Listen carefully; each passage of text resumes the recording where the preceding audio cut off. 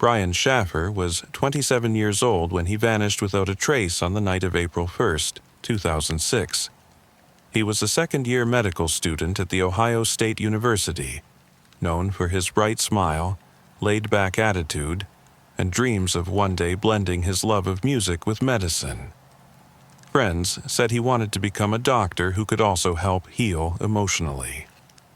But beneath his upbeat surface, Brian was still coping with a deep loss. His mother had passed away from cancer just 3 weeks earlier. It hit him hard, though he never gave any indication of suicidal thoughts. It was the beginning of spring break. Brian and his friend William Clint Florence had made plans to unwind after a grueling week of exams. They started the evening with drinks at a bar called the Ugly Tuna Saloona, located on the second floor of a shopping complex along Columbus's High Street. The two met up around 9 p.m., then bar-hopped their way through the Gateway District, stopping at several venues before eventually returning to the Ugly Tuna for a final round. Brian had spoken with his girlfriend, Alexis Wagoner, earlier that day. She was also a medical student, and the two were planning to fly to Miami for vacation later that week. Alexis later said he sounded tired, but otherwise normal. She would never speak to him again. At 1:15 a.m., security footage captured Brian, Clint, and another friend, Meredith Reed, riding the escalator up to the Ugly Tuna Saloona. Brian was wearing jeans, a striped shirt over a white undershirt, and tennis shoes. All three entered the bar. Inside, they drank and mingled with other patrons. Around 1:55 a.m., Brian briefly stepped outside the bar and was seen talking to two women just outside the entrance. At 2:01 a.m., the camera caught him walking back toward the entrance, appearing to re-enter the bar, and that was the last confirmed sighting of Brian Shaffer. At 2 a.m., the bar closed. Patrons began filing out. Clint and Meredith said they tried to call Brian and looked for him inside, assuming he had stepped away or gone to the restroom. When they couldn't find him, they left the bar, thinking he had gone home without saying goodbye. But Brian never made it home. He was reported missing after he failed to show up at the airport for his flight to Miami on April 3rd. His father, Randy Shaffer, was immediately alarmed. When Alexis called repeatedly and got no answer, concern turned into panic. Police reviewed the surveillance footage from the bar. They saw Brian entering and stepping outside briefly, but they never saw him leave.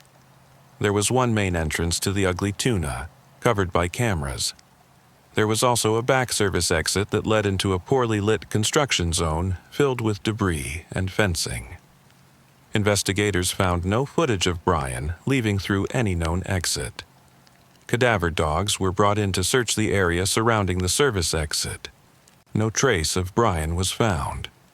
Police also combed through footage from nearby bars and street cameras. Again, nothing. More than 100 interviews were conducted in the weeks and months that followed.